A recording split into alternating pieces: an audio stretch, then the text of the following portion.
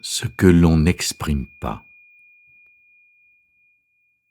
Ce que l'on n'exprime pas est réprimé. Il semblerait que plus nous nous exprimons, plus nous devenons vivants. Plus nous verbalisons notre souffrance, moins il y a accumulation entre notre âme et le monde extérieur. Par contre, plus nous réprimons, plus nous ravalons et gardons à l'intérieur, plus nous rapetissons. Plus nous accumulons de choses entre notre cœur et nos expériences quotidiennes, plus nous devons fournir des efforts pour sentir la vie. Non exprimée, la vie peut devenir un durillon. Même si nous le manucurons, nous ne l'enlèverons jamais. L'expérience peut en effet perdre sa fraîcheur et sa force quand nous concluons par erreur que la vie est en train de perdre son sens.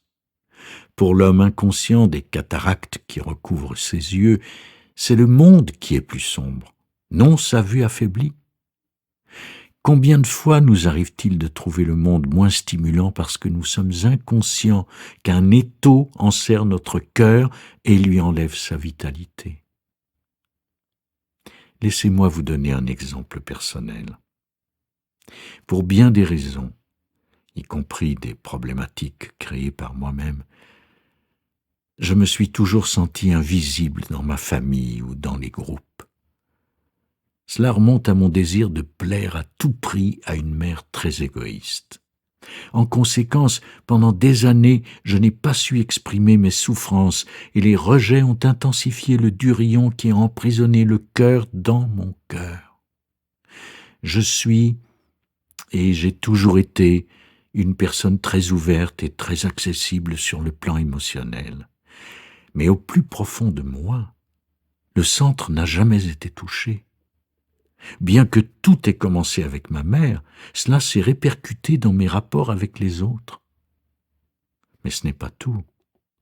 J'ai réalisé que le monde ne perdait pas ses couleurs, que c'était moi qui les filtrais.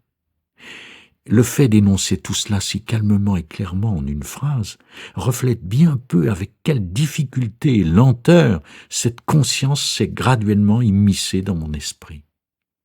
Elle est venue progressivement en moi quand j'ai commencé à reconnaître et à exprimer le sentiment d'invisibilité que j'avais porté ma vie durant.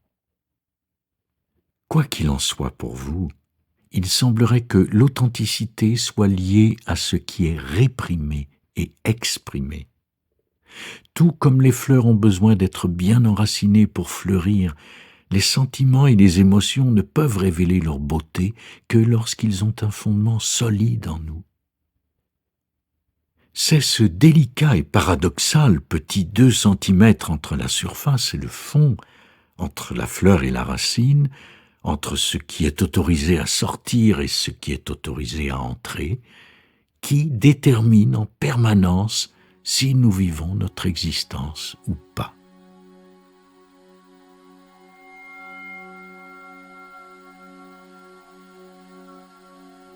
Remémorez-vous la dernière fois que vous vous êtes senti déprimé. Assis tranquillement, voyez si quelque chose en vous est bloqué ou fait pression sur votre cœur ou votre esprit. Il pourrait s'agir d'une déception ou d'une blessure que vous ne voulez pas accepter. Traitez ce que vous trouverez comme si c'était une écharde et atténuez-le par la lenteur de votre respiration afin que cette écharde puisse sortir. Tout en respirant, rappelez-vous que vous êtes bien plus grand que cette blessure.